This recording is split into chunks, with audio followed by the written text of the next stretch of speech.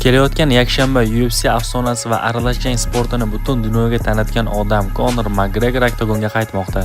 Juda ham ko'plab odamlar Conorni Max Hollowayni birinchi raunddayoq nokaut qilishini taxmin qilishmoqda. Lekin boshqalarning fikricha uzoq vaqt aktiv bo'lmaganligi sababli unda ochlik tugagan deb aytishmoqda. Bugungi videoda esa ushbu jangga MMA olamidagi jangchilar va ekspertlarning ushbu jangga taxminlarini ko'rib chiqamiz. Sizning fikringiz qanday? Kommentariyada fikrlaringizni yozing, videoga like bosing va kanalga obuna bo'lishni esdan chiqarmang. Men taxmin qilishda juda ham no'noqman, lekin bizning sportda taxminning o'zini oqlashi juda ham qiyin. Conor deyarli 5 yil janglardan tashqarida bo'ldi, bu rekord darajada katta vaqt. Lekin bir narsani inobatga olish kerak, u jangga juda ham qattiq tayyorgarlik ko'rdi. Conor bu sportdagi juda ham katta nom, katta jangchi. Maxga keladigan bo'lsak, u birinchi marta 77 kg da jang qilmoqda. Asliga olganda 66 kg da jang qiladigan yigit. Agarda Max g'alaba qozonsa, men u bilan revansh jangini xohlayman. Agarda Conor g'alaba qozonsa, bu ham men uchun katta jang bo'ladi. E'tibor bering, bu juda ham g'alati jang. Biri 5 yil oldin jang qilib, endi qaytmoqda va undan oldingi darajasini kutishmoqda.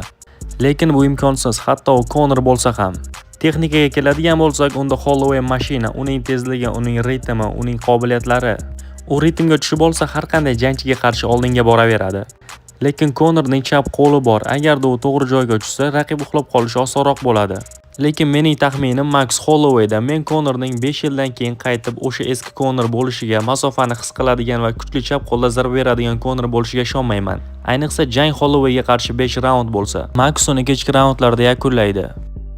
Men Conorni tanlayman va unga muxlislik qilaman.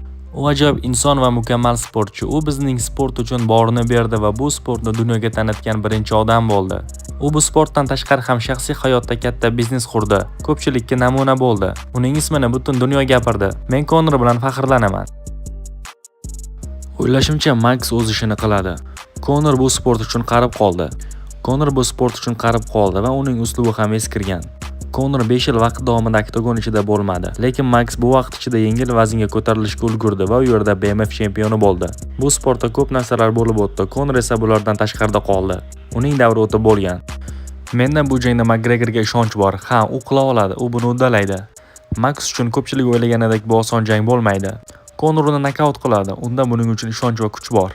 Holloway oldin 77 kg da jang qilmagan. U bu vazn uchun juda ham sekin harakat qiladi. Ikkinchi yoki 3-raundlarda McGregor uni tutib olishiga ishonchim komil. Max Hollowayda oldingi tezlik qolmagan. To'g'ri, McGregorda avvalgi tajovuzkorlik yo'q, lekin unda texnika saqlanib qolgan.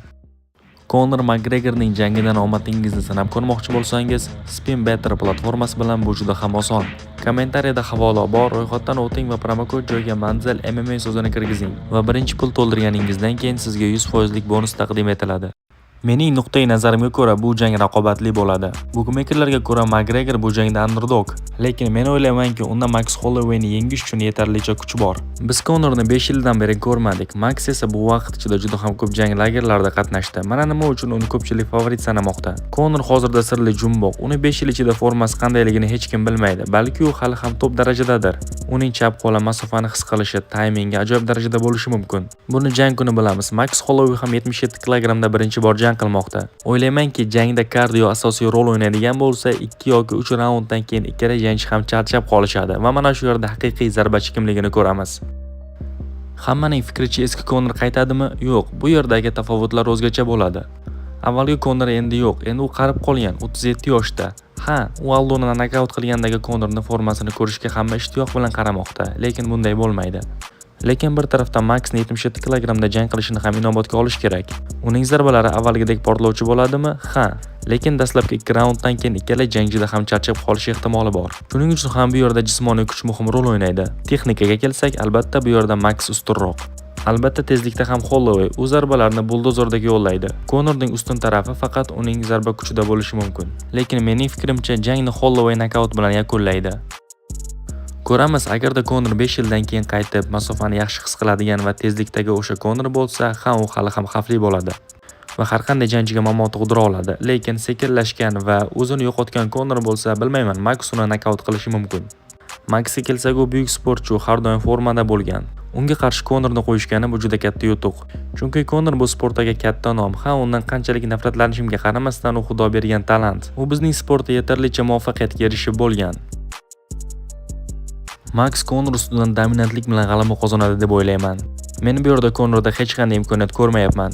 O'ylaymanki, Max uni birinchi raundning birinchi daqiqalarida nokaut qiladi. Bu jangda hech qanday raqobat bo'lmaydi. Konor bu 5 yil ichida nima qildi deb o'ylaysiz? Har doim tungi klublarda ichgan holatda bo'lgan. Kayfi safoda yuradi. Max esa haqiqiy mashina, u haqiqiy warrior, jangchi hayotini boshdan kechiradi. U har doim mashq qilgan. U har doim eng zo'rlari Konor, Justin, Topuria, Oliveira kabi yigitlar bilan jang qilgan. Men uni hech qachon mast holatda ko'rmaganman. Bu jang shunisi bilan qiziqki, bir raunddan uzoqqa cho'zilmaydi deb o'ylayman.